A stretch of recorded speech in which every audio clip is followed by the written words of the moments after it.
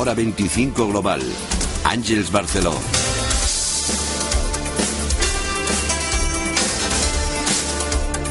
Hola, ¿qué tal? ¿Cómo están? Bienvenidos al primer programa de Radio Global que venimos haciendo desde hace unos meses. Todas las emisoras de Unión Radio. Radio Continental en Argentina, ADN en Chile, Radio Caracol en Colombia y Miami, W en Colombia, México y Los Ángeles, Radio Panamá y la cadena SER en España. Un día a la semana, ya saben, nos juntamos para compartir tiempo de radio, también para conocernos mejor. Lo que les decía, no hay mejor manera de poner el broche a la semana. Jorge Edwards, ¿cómo puede ser que en un país con la tradición política, sobre todo un país democrático como es Italia, se esté dando el fenómeno Berlusconi? Es muy extraño para mí porque todas estas cosas que se conocen son naturalmente escandalosas, bastante ridículas.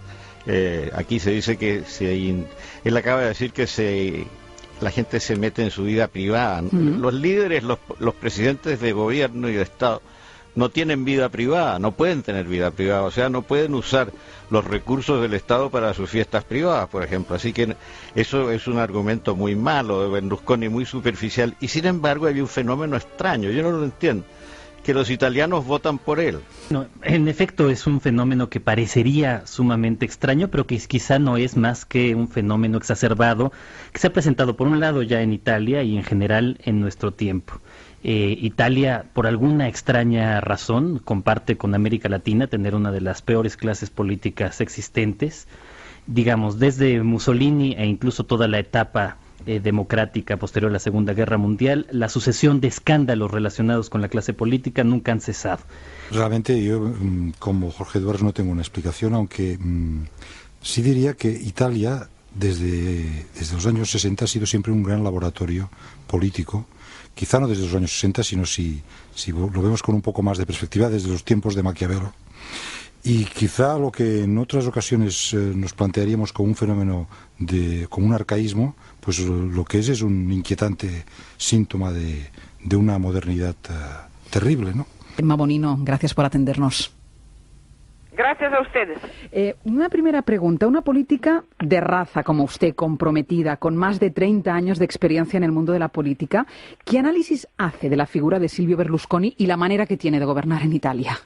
Bueno, es, como yo lo defino, un liderazgo de marco, digamos, populista, con, me parece, ninguna cultura de las instituciones, y todo esto es posible porque, en mi opinión, desde mucho tiempo, desde años y años y años, las instituciones democráticas en mi país se han fragilizadas. Así que, por ejemplo, el Parlamento no es un parlamento de elegidos, pero de nominados de los partidos políticos. Y entonces esta es una derrota institucional y democrática que es muy larga, viene de lejos, de muy lejos. Y en este deserto institucional parece nuevamente a Berlusconi, que entonces se sitúa en un panorama que no tiene límites, porque el Parlamento no es un límite, como ya le explicaba, y el propio Parlamento es el que nomina a su vez todas las instituciones de garantías. Por ejemplo, la Comisión Parlamentaria de Vigilancia sobre la RAI está nominada por el Parlamento. ¿Y cómo acaso el Parlamento no la nominó por más de un año? Entonces no hay control tampoco de la televisión pública. La crisis, sin lugar a dudas, es el momento en que se ponen a prueba los liderazgos y en esto yo creo que, bueno, es realmente interesante ver cómo coincide la emergencia de un liderazgo tan extraordinario y distinto como el de Obama en un momento de crisis, e incluso yo diría que es con la crisis como emerge y gana. Surge la figura, ¿no? Surge la figura, eso no hay lugar a dudas. Y podemos decir también que en el caso, si regresáramos al caso de Berlusconi es un hijo directo de una crisis de un sistema político muy complejo que queda totalmente anquilosado y que rompe por este lado, ¿no? Y quisiera decir una cosa respecto a Berlusconi que me parece que es totalmente distinto respecto a todos los líderes que podemos ver en Latinoamérica, y que incluso, y respecto incluso a Putin, o a los liderazgos que vemos en sitios como Rusia o Asia. Bueno, las condiciones históricas son las que son distintas, y aunque agrupamos a todos estos líderes bajo la etiqueta populista, es difícil encontrar a veces paralelismos claros entre ellos. Como decía muy bien Luis, Berlusconi, que sería un populista de derecha, es muy distinto de Hugo Chávez, a quien consideraríamos un populista de izquierda, si bien comparten ciertos mecanismos que son los que minan al poder democrático: el control sobre los medios de comunicación, el ir lentamente desmontando la arquitectura legal e institucional, el ir acaparando espacios de poder más amplios, el convertirse en líderes carismáticos y por lo tanto que se les perdonen estos pecados.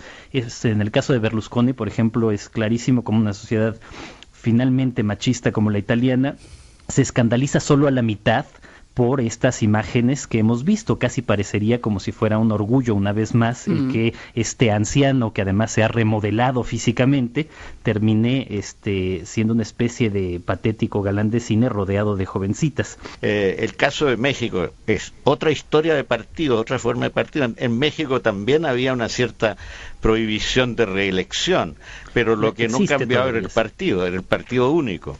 Así que cada situación latinoamericana es muy peculiar, pero lo que sí, la tendencia del héroe a convertirse en caudillo y dictador es profundamente, quizá de origen hispánico, pero profundamente latinoamericano. Otra característica que me parece compartida de todos estos líderes, aquí sí, es aprovechar el desencanto hacia la política y el desencanto hacia la democracia. Eso es lo que ocurre en Italia, como dijo Emma Bonino, con esta crisis del sistema de partidos italiana, y en toda América Latina tiene este reflejo.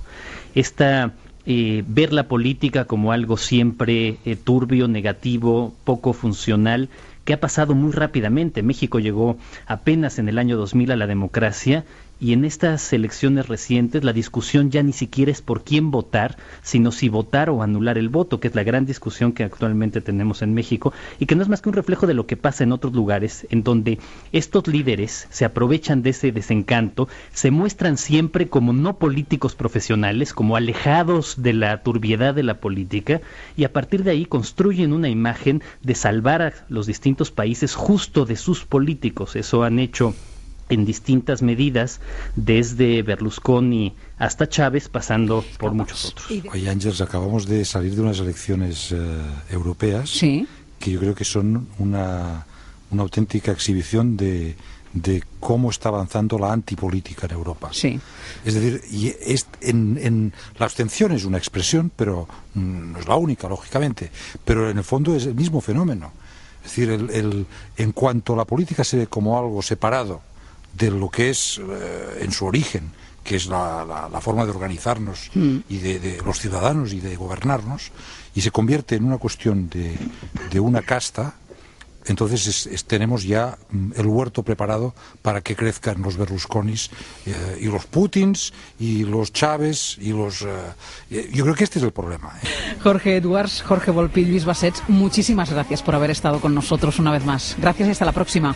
Hasta la próxima. Hasta luego. Venga, hasta luego. Señores, me despido también de todos los oyentes, como siempre. Interesante debate sobre el tema de los liderazgos, de verdad, a partir de Berlusconi dando una vuelta por el planeta. Nos volvemos a encontrar, como siempre, el viernes que viene. Les espero.